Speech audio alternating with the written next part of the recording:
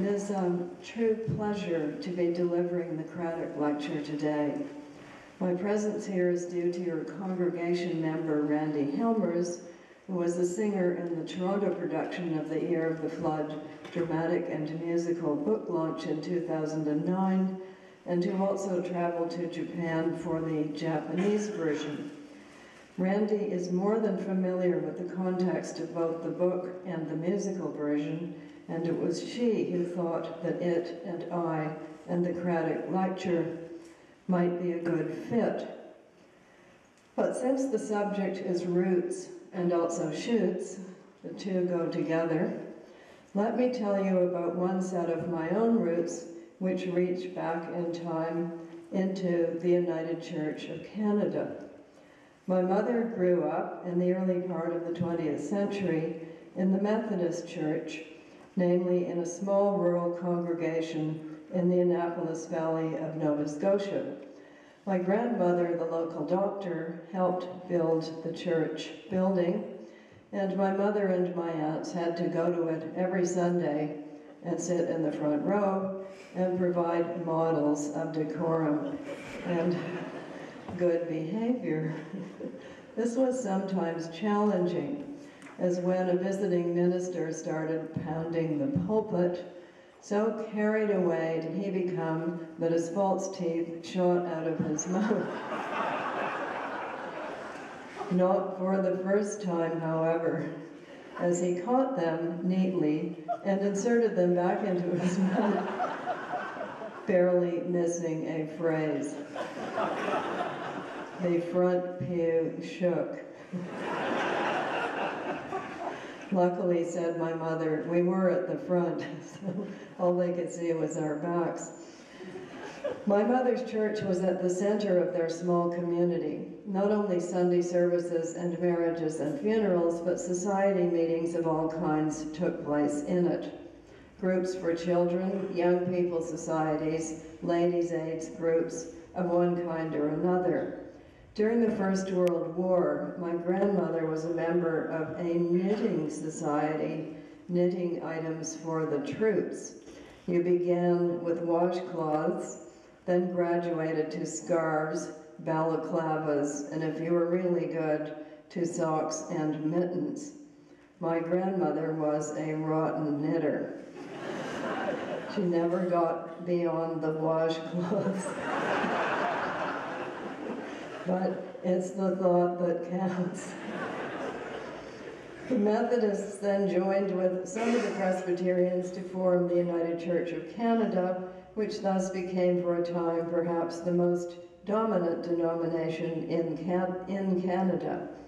Some years later, I myself frequented the United Church, by this time in Toronto.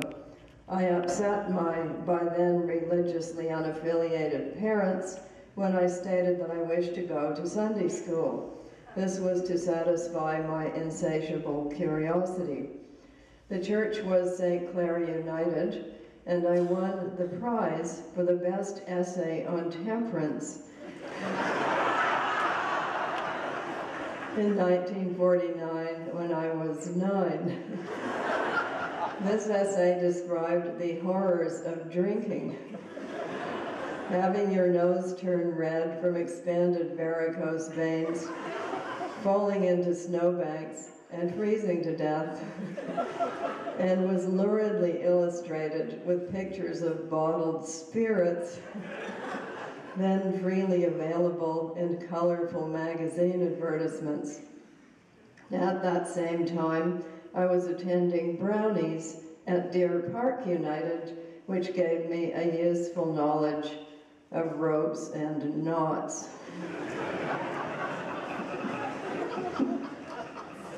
Somewhat later, I found myself at Victoria College at the University of Toronto, again a United Church establishment, studying English literature from Anglo-Saxon to T.S. Eliot, something it was impossible to do without a grounding in biblical knowledge and in theology.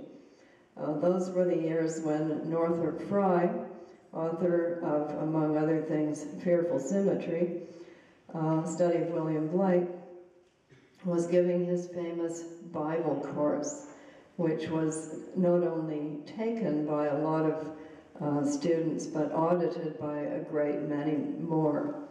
And it was a course which dealt with the Bible as literature, and was enormously famous at that time and very useful in a study of literature.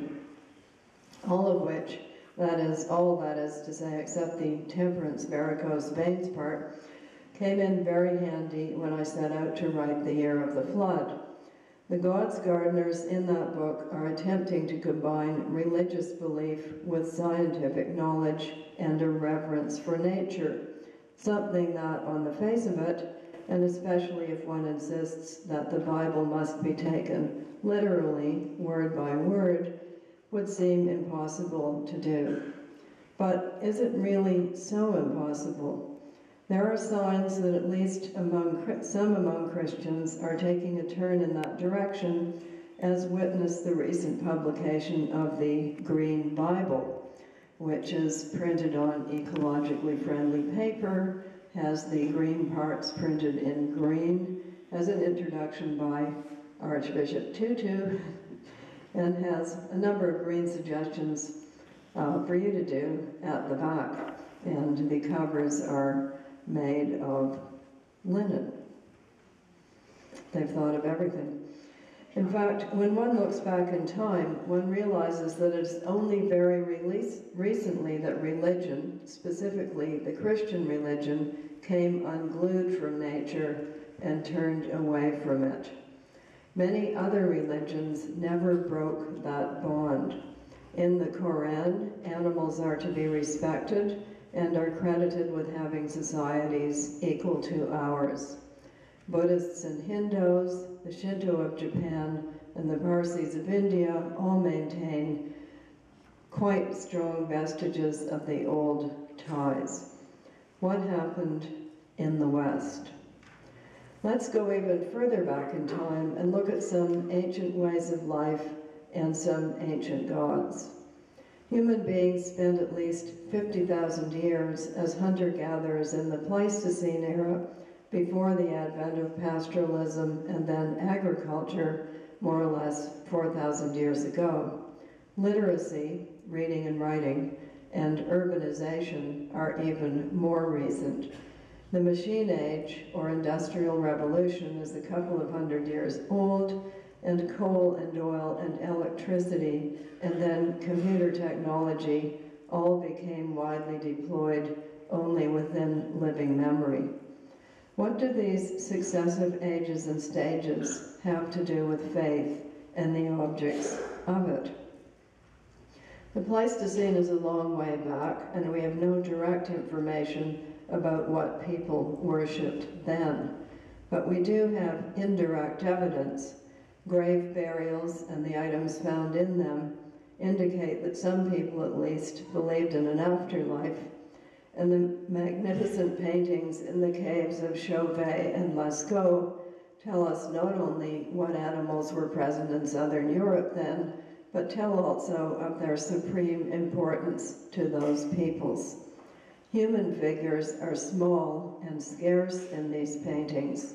Power and strength belong to the animals, and some of the human figures look semi-animal, and maybe shamans dressed in animal skins and antlers, the better to enter a trance state and communicate with the animal spirits, and to ask them, or the gods that protected them, for their support and help. Present-day shamanism, such as has survived, may give some clues. Animals, as well as people, and indeed plants and stones, were all thought to have spirits, and unless the spirit of a prey animal was honored, the spirit of an animal killed for food would be angry, and the animals would refuse to give themselves in this way again. Hunting was not a case of man dominating and imposing his will on the animals. Their cooperation was sought, and their sacrifice rewarded. In those societies, you gave thanks directly to the animal that you had killed. A little later on, people gave thanks to God for providing the food. That survives in the form of grace. But a lot of people now don't give thanks to anything. They think that food comes from the supermarket. And I doubt that you're going to bow your head and say, thank you very much, Loblaws. You know, maybe you do. Never seen it. So when did we stop realizing that we are part of an interdependent whole and food just doesn't come out of plastic packages? Because a lot of kids now do grow up believing that that's where it comes from. With the advent of agriculture and the domestication of animals, the situation changed somewhat. Different animals became sacred, more likely to be bulls than bears. The dying and rising god becomes important, in Sumer with Dumuzi the shepherd, then as Tammuz, as Osiris in Egypt, as Persephone among the Greeks, the god planted like a seed in the ground, and then springing forth from this burial, renewed. Weather gods appeared, associated with mountains, for it was from mountains that the life-giving rivers flowed, fed by the rain clouds gathered at the mountain tops. Weather cycles and dependable rains determined crop success and the fertility of the land. Zeus and his thunderbolts and his seat on top of Mount Olympus is one example, as is Thor the Thunderer. Not just a comic book superhero. There is some evidence that Jehovah himself had weather god, mountain god origins. You heard some of that in the Psalm 104 that we read this morning. Thus Moses goes up the mountain for communications purposes. And the promise made to Noah is an assurance about weather. No more big floods, and seed time and harvest following in their appointed rounds. Incidentally, climate change of the annihilating flood kind is linked to bad human behavior in that story. Just saying.